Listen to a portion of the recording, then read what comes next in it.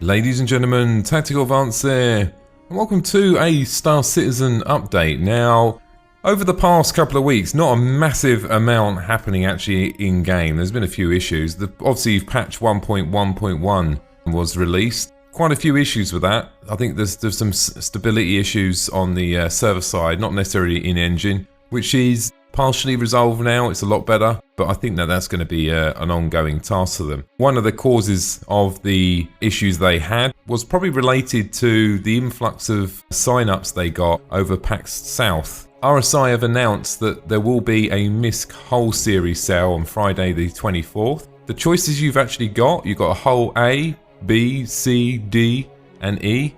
So some fantastic naming conventions there. So ranging anywhere between $60 up to $550 US. So not particularly cheap, particularly if you're obviously in Europe now, because obviously we get VAT on that as well, which is not particularly great. Something to look forward to. I must admit, they do look pretty good. Is it fair to say they look more like the super haulers, don't they? They are very, very, very large ships. I'm hoping to see some more artwork on them on the Friday. One of the other things that patch 1.1 introduced was the ability to land your ship in free flight mode. Well, in fact, you could do it in any mode, but it would have been a bit difficult doing it in Arena Commander.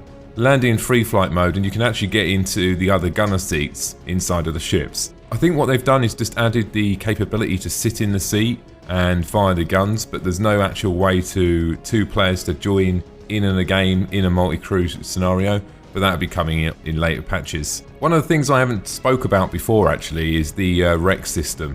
Now the REC system basically gives you the ability to earn in-game credits to purchase weapons and ships. One of the reasons they've actually put this in place is so everyone could get to try out all the ships and weapons. It also helps RSI out as well, because obviously they want to be stress testing these as well. I've no doubt tomorrow as well that Star Citizen will hit the 80 million mark, which is a phenomenal amount of money. So well done there. I think the whole series will definitely just push it over the edge. One of the other FPS modes, actually I don't know if we can call it an FPS mode, can we? It's a football mode. It does sound pretty crazy when you think about it. They are adding a mode in the game where there's footballs, and so it's going to be like space football basically. Look, my first thoughts on that is, look, I'd rather you spend time working on the actual game and doing things that we're actually going to play than do space football, because when we move into the persistent universe, are any of us really going to be playing space football? I think that there might be a few, but I think that would be in the minority, if anything. It's going to be a very small amount. I see space football and these modes being the foundation to EVA. RSI have put a big emphasis on this, and I still believe that the space football, and the EVA modes have to be there at this point. As much as it might sound stupid, and I'm sort of inclined to agree, they've got to be there. Once we move into the persistent universe, if EVA and the mechanics are bad, i.e. grabbing, pushing, all of these scenarios, animations, if they're bad, I'm not going to say it's a game breaker, but it's going to really pull you out of that immersion when you're in the game. Because if you could leave your ship at any point in space, because you've got to do some EVA repairs, they've got to have a very, very robust mechanic in place that can grab onto things.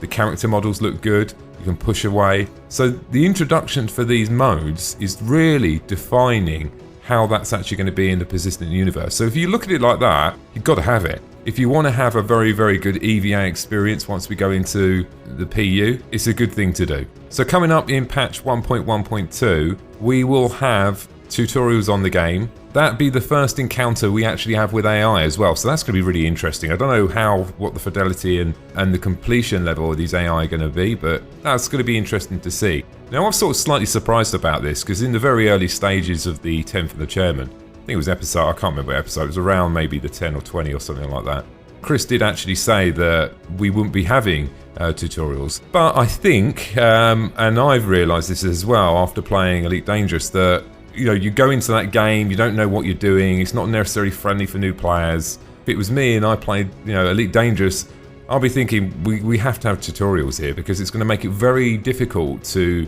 introduce new people into the game when you don't have that sort of system in place. So I think it's a great move, and I'm really looking forward to going through it. And I'm sure that we can all learn something from it as well. So that's something to look forward to. Over the period of X amounts of years, I imagine, the tutorial will obviously grow as new features and functionality gets added into the game. Star Citizen now has 878,159. So it's coming up, I say coming up to the million citizen mark, or the members, we can call it that, however you want to look at it. That's pretty impressive. If you think about it, when you get a game that goes live normally, in one day, a game could get 1 million people sign up. So to have 1 million people on day one without even launch, that's pretty significant. And I still believe now that Star Citizen is such a unknown game. I mean, for the people that are inside the game and know about it, obviously it's a done thing. None of my friends outside of Tactical Advance Organisation and that area know anything about this game at all.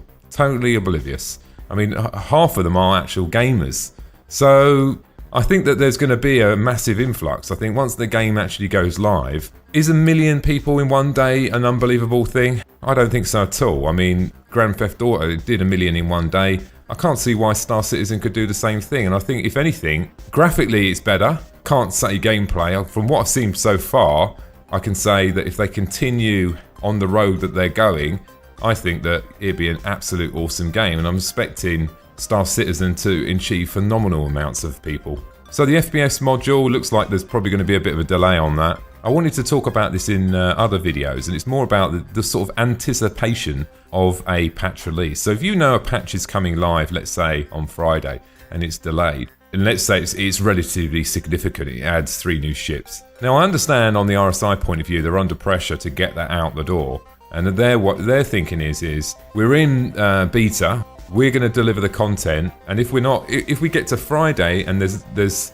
something in there that's not necessarily game breaking, we'll release it. Now that's fine in practice, but what happens over the period of time? People forget about this beta thing, and all of a sudden it becomes a game when it's not a game. You know, it's not a game at all yet. We're still in early stages. So I'm quite receptive when something comes out from RSI and other game makers and it's broken. You know, it's broken, it doesn't work, or this doesn't work. That's fine.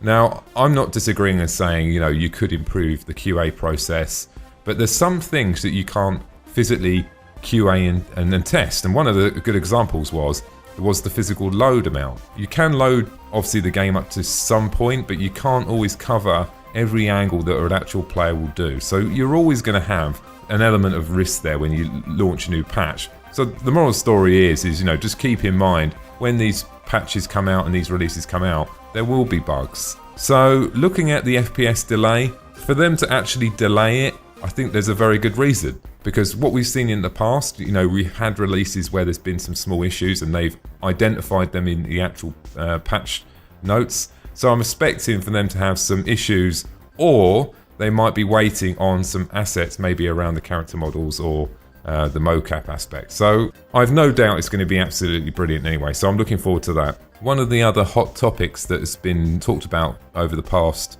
few days has been the top speed in the game. Now I know it's being reviewed by RSI. They're looking at the top speed and seeing how that actually applies now.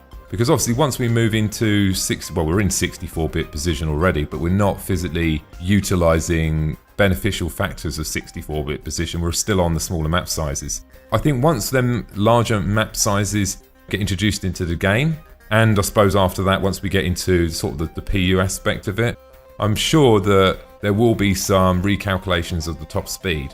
Will it go up or will it go down? I would say it will more than likely go up. That would be my guesstimate. But we'll have to wait and see. I know they're talking about it. Is it actually going to go into game? We'll have to wait and see. So something to look forward to. So that's everything from me today, guys. I hope you've enjoyed the video. Don't forget to check out my Facebook page as well. I've got some sort of unseen pictures and bobs on there you might enjoy. Got some gun sights and bits. And also, actually, sort of outside the box, I'm actually getting very close now. I suppose I could actually say I've got around about 3 million views over my channel. It's not a massive amount. I know, I'm trying to sit here and say 3 million views. 3 million people have watched one of my videos. And when you think of it like that, it just sounds absolutely crazy to think that that is really the case. You know, I'm fully aware that there's obviously other YouTubers that put one video out and get that in one video. But I'm 100% genuine in saying that, you know, that's I'm ecstatic about that, and it's an unmanageable number for me to really compile in my head to think that that many people have actually watched my videos. But anyway, that was it for me, guys. I hope you enjoyed the video today. Thanks for listening, and don't forget to subscribe. Bye now.